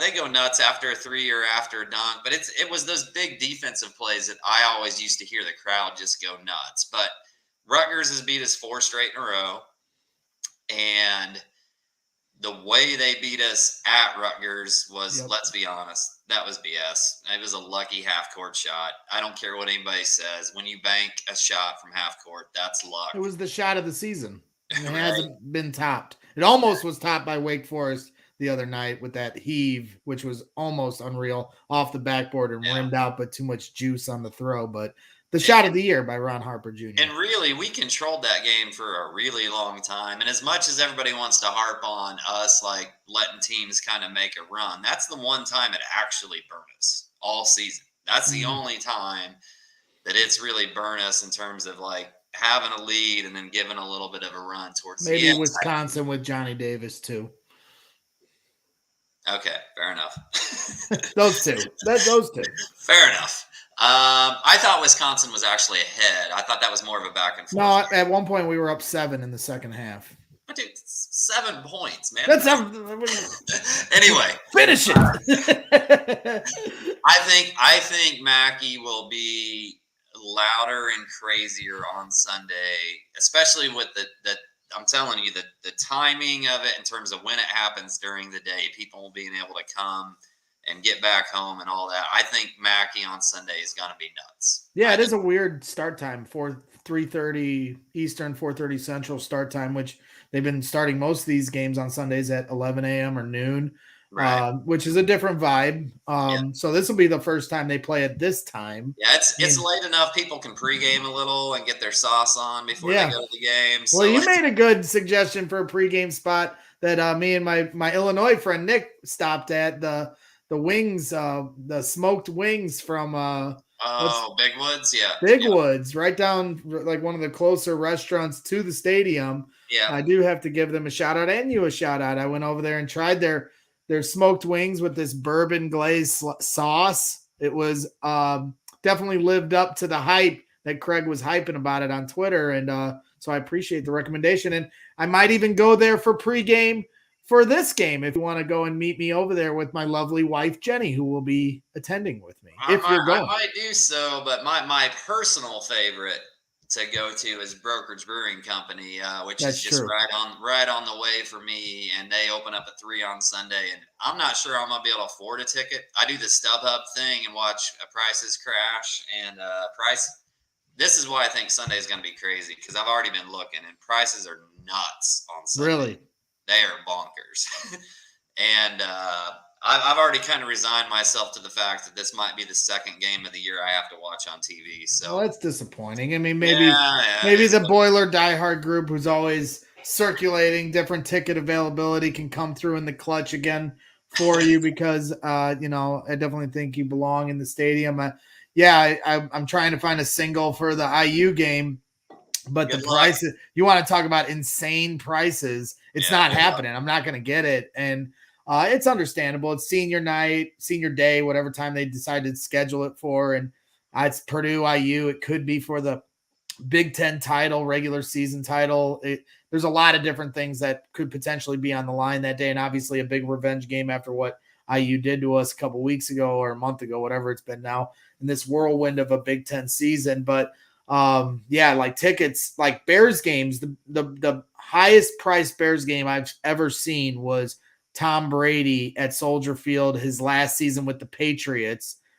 Tickets were the cheapest ticket to get in was $350, and that was the only home game I missed that whole season. Wow. And because I just not going to pay that I'd pay that much to go to a playoff game. Right. But I'm not going to pay that much to go to a regular season game where Tom Brady's more than likely going to kick your ass. So, and these IU Purdue tickets are in the 400s for the cheapest ticket. And that it just completely blows my mind. I mean, I get it. There's 60,000 plus seats at Soldier Field. There's only 17,000 or something like that at Mackey Arena. And so I get it. But at the same time, it totally blows my mind. The fandom that Purdue has. I mean, they sell out exhibition games, so it shouldn't be a surprise, but that number is insane. And I do agree with you as far as basketball intelligence. I think just overall in central Indiana and southern Indiana, it's a different level of basketball intelligence. I mean, just a few years ago when I went to watch Romeo Langford versus David Bell, Warren Central versus wherever the hell Romeo went to school. I'm forgetting now that right by Tennessee. New Pal, wasn't it? No, New Palestine, I think. It's all the way at the very bottom of Indiana. I'd have to look it up. But there was a 1A game prior to that, and it was against. Now I'm drawing a blank on that game, but it was these teams in a 1A schools that are all Lagodi. And a couple other schools are all right next to each other, like on the same road. And man, I'm drawing a blank on the two teams that played, but one of them was like a bunch of Amish kids. Like every kid had the same last name, like Graber. And was it Westview? No, it wasn't Westview. They're a really good school that's got a large Amish population up north. So the 1A school, they won the state title like the last couple years, and they're in southern Indiana. I'm drawing a blank. Who cares? At the end of the day. Hey, my buddy JC Mitchell, fireman in Carmel, Indiana, is listening to the show, and he texted me to correct us on two things. One, it's New Albany, not New Palestine. New Albany, yes, sir. And it's Wazy is the name of the radio station. Okay, yeah. Okay, Wazy. Thank you very much. So getting help from our listeners. But yeah, the 1A game was insane. Like it set the stage for New Albany versus Warren Central. David Bell, who ended up being an all-time great wide receiver at Purdue, hit the game-winning floater over Romeo Langford at the buzzer. The crowd stormed the court. Unbelievable atmosphere. The line, I'll share it on one of our future shows, the line to get into this place. We traded tickets with someone now that I'm friendly with I traded him Cubs tickets to get me tickets to that game because you couldn't get a ticket. And they were literally scalping tickets outside the stadium for a freaking high school game. And it just, the atmosphere was unlike anything I've ever seen in Indiana high school basketball and in the region, especially when I was a kid in the 90s with Maryville, with TJ Lux, who went to Northern Illinois, and some different teams, even Glenn Robinson, but that was in my really younger days. I mean, the region had some pretty traditional basketball schools where it was what you did on a Friday night and everybody went, and there were some amazing atmospheres, but I'd never seen anything like that down south. And it was in a prestigious high school gym, and there's like all these farm trucks in there. The line is going out along beyond the farm trucks to get in, all the tractors and everything. And people are scalping, and we get in there, and the 1A game, the fans are so dialed into the game. Like when they're running their offensive sets that they're like calling where the ball should go. And like, you don't see that anymore. And I just feel like in central Indiana and southern Indiana, the respect for basketball itself, but high school and college is a totally different level than in most places in all of the United States. And it's extremely special to see and to be a part of and witness. Hey, there's a reason they made a movie about it. Right. Right. They genuinely made a movie about Indiana high school basketball. So there's a reason that happened. So Brian corrected us too. So yeah, we're getting corrected. Hey, here we go. We don't even have to be right. We don't even have to do our research. Well, if somebody could tell me who the 1A schools, it was like Burr something, I think. But regardless, what was cool about the story of them was like they were telling me it's on like one street, and the high schools are like there's like 3 high schools on this street, and one of them's like Lagodi. And then you're talking about Bar Reeve, and then they played another school. Bar Reeve had all the Amish kids. Yeah. And they're just Fort Wayne Blackhawk. Yeah, they were just bawling out. It wasn't Blackhawk because that was Caleb First. I did watch him win a state title as a sophomore. That's in Fort Wayne. These were all southern Indiana schools. And the school that we went to was really cool in and of itself. I could try to pull it up just for story's sake, but it's getting late. But it's okay. Yeah, I know. But it was one of the greatest experiences. It was like a religious experience to see. I'd never seen any in Seymour, Indiana. What's that famous high school in Seymour? They play a lot of sectional and regional championships there. I mean, Seymour just has Seymour High School. There's not another one. Yeah, it wasn't Bar Reeve versus Couts, Mom, but I appreciate it. Couts is a little biased. But regardless, Bar Reeve ended up winning, and the game was unbelievable. They're doing the skull clap, and it was just like, and to your point, it was just a point about Indiana basketball fans are just a completely different level of fans, and I completely agree with that. And so yeah, I agree. I think it'll be loud Sunday because of the game they gave us in Rutgers, and the final home game will be loud from tip to end without question because of the hatred for Indiana. Yeah. So I'm not worried about that anymore. But yeah, I do have a high standard, and I'm not a basketball expert. I definitely know. I feel like I have an understanding of what Purdue's trying to do out there. Certainly no basketball expert. Didn't play in high school. So, I played city ball. I didn't play organized basketball in high school or college or anything like that. So, some of it is a little beyond my jurisdiction. That's why it's nice to have guys like Robbie Hummel and obviously Bobby Riddell coming on all the time, and different people like that to give their expertise. Craig, you're certainly very, informed in your opinion on what's going on.